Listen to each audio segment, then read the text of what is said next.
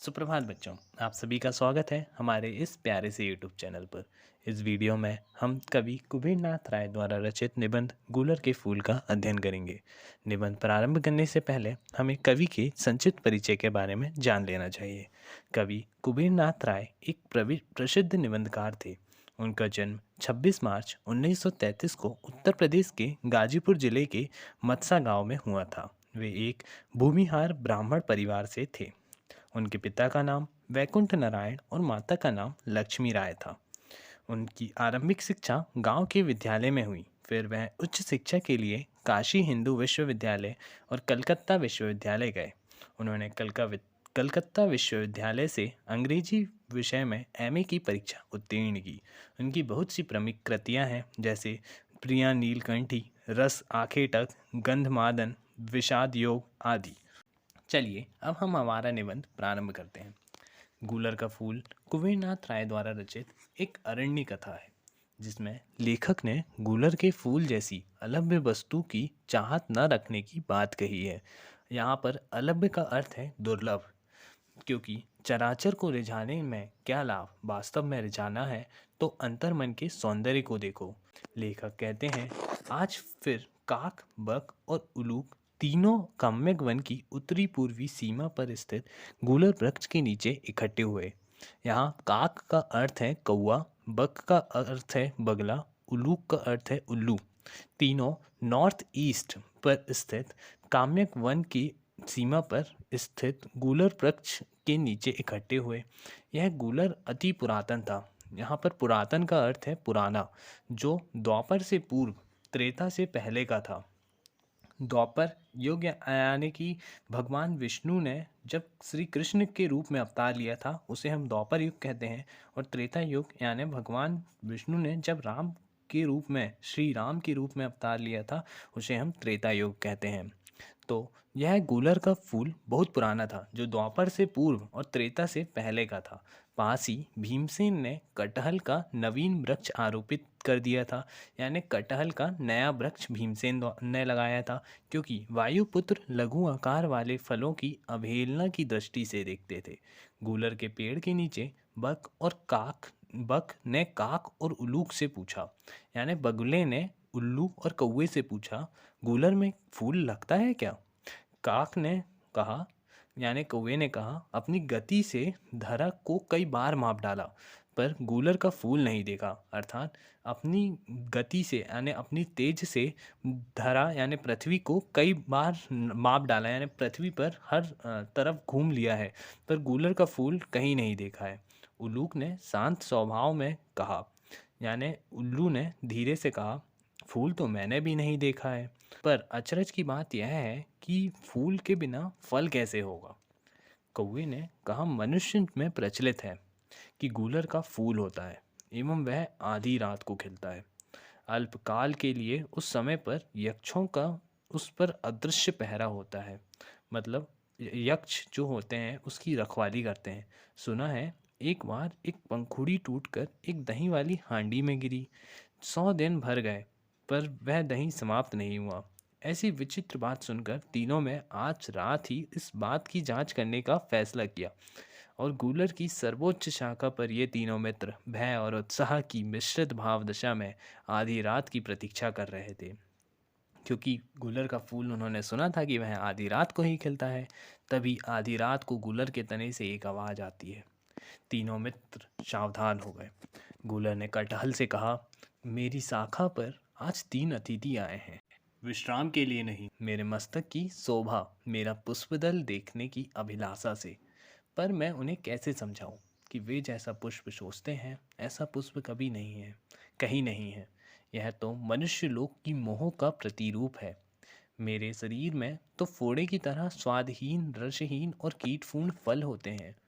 कटहल ने कहा, दादा, आप तो इतने बड़े धर्मात्मा हो, तुम्हारी छाया में महाभाग पांडवों ने विश्राम किया है, फिर तुम्हें कोई वरदान क्यों नहीं मिला? गूलर ने कहा, हिरण्यकश्यप के अत्याचार से जब सारी पृथ्वी दग्ध थी। यहाँ पर हिरण्यकश्यप एक राक्षस का नाम है, जिसे भगवान विष्णु ने नरसिंह रूप धारण कर वध किया था। तब गूलर ने कहा, हिरण्यकश्यप के अत्याचार से जब सारी पृथ्वी दग्ध थी उस समय भक्त वत्सल विष्णु ने नरसिंह का रूप धारण किया और अपने नाखूनों से उसका वध किया। पश्चात उनके नाखूनों में भयंकर जलन होने लगी। जलन जब किसी प्रकार शांत नहीं हुई तब वे मेरे पास आए और मैंने उन्हें अपना शरीर समर्पित कर दिया। उनकी नख ज्वाला तो मेरे शरीर में नखों के धंसाने से शांत हो गई, पर उस दाह को खींचकर मेरा शरीर विषाक्त हो गया अर्थात समाप्त हो गया। तभी से मुझ में फल व्रण लगते हैं, पुष्प नहीं। कटहल ने गदगद हो कहा, तुम्हारे पुष्प तुम्हारी मस्तक मणियाँ हैं जो तुम्हारे अंतर में हैं। चराचर को रिझाने से क्या लाभ? जिन्हें वास्तव में रिझाना है वे तो अंतर्मन के सौंदर्य को देखते हैं। औरों से क्या लाभ कहकर गूलर मौन हो गया। बक, काक और उलूक तीनों अलभ्य कुसुम की आशा में आए थे अर्थात दुर्लभ पुष्प की आशा में आए थे।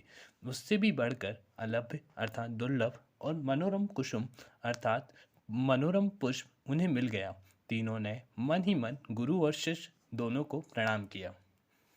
तो यह हमारे पाठ गूलर के फूल का सारांश था। अब चलिए अब हम इस पाठ के कुछ महत्वपूर्ण प्रश्न को डिस्कस कर लेते हैं। सबसे पहले वस्तुनिष्ठ प्रश्न। पहला प्रश्न है, गूलर का फूल लिखा है। गूलर का फूल कुबेरनाथ राय ने लिखा है, तो इसका उत्तर हो जाएगा द। दूसरा प्रश्न है, निर्मल जल वाली पुष्करिणी में स्नान किया करते थे। इसका उत्तर है द युधिष्ठिर। प्रश्न 3, गूलर में फूल लगता है क्या? बक ने किससे पूछा?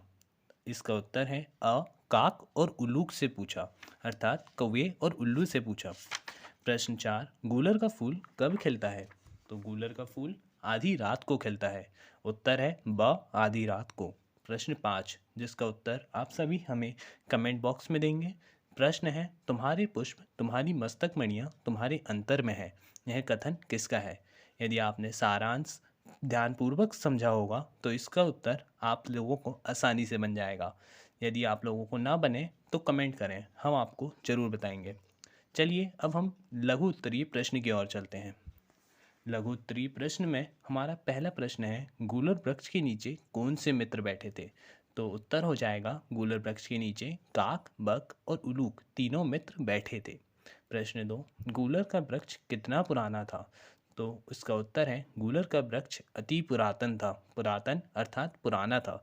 द्वापर से पूर्व, त्रेता से पहले, जब नारायण ने जगत के उद्धार के लिए नरसिंह रूप धारण किया था तब वह वृक्ष अपनी कुमारावस्था में था। प्रश्न 3, गूलर के वृक्ष की छाया में किसने विश्राम किया था? तो सारांश में हमें बताया गया है कि गूलर के वृक्ष की छाया में महाभाग पांडवों ने विश्राम किया था। प्रश्न 4, गूलर के वृक्ष ने किसके विष को आत्मसात किया था? उत्तर है गूलर के वृक्ष ने नरसिंह रूप धारण किए भगवान विष्णु के द्वारा असुर हिरण्यकश्यप का वध करने के पश्चात उनके नाखूनों की जलन को अपने शरीर में धंसाकर शांत किया था। प्रश्न 5, तीनों मित्रों को क्या प्राप्त होता है? तीनों मित्रों को अलभ्य और मनोरम कुसुम मिल गया अर्थात दुर्लभ और प्यारा पुष्प मिल गया। अर्थात तीनों की चाहत कुछ और थी, परंतु अब वे वास्तविकता जान गए थे। चलिए अब हम कुछ दीर्घ उत्तरीय प्रश्न को डिस्कस कर लेते हैं। हमारा पहला प्रश्न है, गूलर के फूल निबंध का उद्देश्य लिखिए। गूलर के फूल निबंध के माध्यम से लेखक श्री कुबेरनाथ राय कहना चाहते हैं कि गूलर का फूल होता ही नहीं है, परंतु मनुष्य प्रचलित बातों का अनुसंधान किए बिना अंधाधुन उस अलभ्य वस्तु की ओर भागता है जिसका अस्तित्व ही नहीं है। निबंध के माध्यम से लेखक कहना चाहते हैं कि मनुष्य स्थूल में आकर्षित होता है, हृदय के रूप, पुष्प और हृदय मणियों की ओर उसका कभी ध्यान ही नहीं जाता। ऊपरी रूप से हम चराचर को रिझाते हैं और जीवन पर्यटन के अलभ्य वस्तुओं की ओर भागते हैं। जिन्हें वास्तव में रिझाना है वे तो अंतर्मन के सौंदर्य को देखते हैं। लेखक के निबंध का उद्देश्य यह है कि जब वैराग्य व संवेदनशीलता से हम वस्तु स्थिति का निरीक्षण करते हैं तो जीवन में हम जो पाना चाहते हैं, हमारी जो आशा है, अलभ्य को पाने की आकांक्षा है, उससे भी बढ़कर अलभ्य और जीवन रूपी मनोरम पुष्प हमारे हाथ लग जाता है जो हमें पूर्ण तुष्टि देता है। चलिए अब हम हमारे अगले प्रश्न की ओर बढ़ते हैं। हमारा अगला प्रश्न है, कटहल गूलर की प्रशंसा किन शब्दों में करता है? जिसका उत्तर है कटहल गूलर की प्रशंसा करते हुए कहता है कि दादा, तुमने नरसिंह के नखों के विष को आत्मसात किया है, जिसके चरणों से पतिपावनी गंगा निकली है। तुम्हारे पुष्प, तुम्हारी मस्तक मणियाँ तुम्हारे अंतर में हैं। तुमको ही देखकर मुझे फलों का शौक न रहा। मेरे फूल भी नाम मात्र के ही होते हैं। मैं भी पुष्पमाल धारण करके प्रेमियों का हृदय विगलित करने और जगत को रिझाने की अपेक्षा परिपुष्ट दीर्घाकर फल देने की चेष्टा करता हूँ। कटहल गूलर की प्रशंसा करता हुआ कहता है कि तुम तो बड़े धर्मात्मा हो, क्योंकि तुम्हारी छाया में महाभाग पांडवों ने विश्राम किया है। तो यह था हमारे निबंध गूलर के फूल का सारांश एवं कुछ महत्वपूर्ण प्रश्न। जल्द ही आप लोगों से मुलाकात होगी एक नए वीडियो में। तब तक के लिए धन्यवाद।